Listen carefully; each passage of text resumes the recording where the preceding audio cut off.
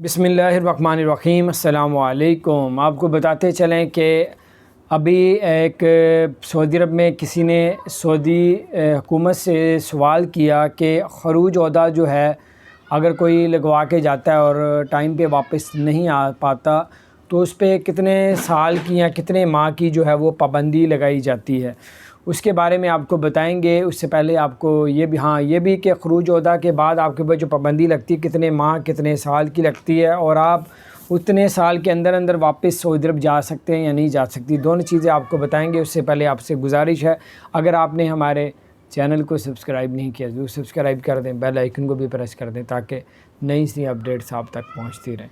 आपको बताते चलें कि अगर आपने खरूज ओहदा लगवाया था और वापस नहीं आ सके, जो सवाल उन्होंने किया, उन्होंने कहा सऊदी गवर्नमेंट ने कहा कि अगर वो नहीं वापस आता तो उनको 3 साल की पाबंदी का सामना करना पड़ता है। फिर उसने सवाल किया कि 3 साल की पाबंदी लग जाती है तो क्या वो पाबंदी के जो है वो दौरान जो है वो आप बिल्कुल नहीं आ सकेगा, कोई तरीका नहीं है, कोई उसके ऊपर ऐसा नहीं है। तो उन्होंने कहा हाँ, अगर जिस बंदे ने जिस कफ़ील ने उसको पहले वीज़ा दिया था अगर वो उसको वापस दोबारा से वो वीज़ा दे दे तो फिर वो आ सकेगा 3 साल के अंदर अंदर। फिर उसके ऊपर कोई किसी किस्म की पाबंदी नहीं है कि जो 3 साल के लिए जो उसके ऊपर पाबंदी लगी थी, अगर वही कफ़ील अगर उसको वापस बुलाता है तो फिर वो वापस जा सकता है। तो अगर नहीं वो बुलाता तो फिर 3 साल का उसके ऊपर जो है वो पाबंदी लगाई जाएगी। तो बहरहाल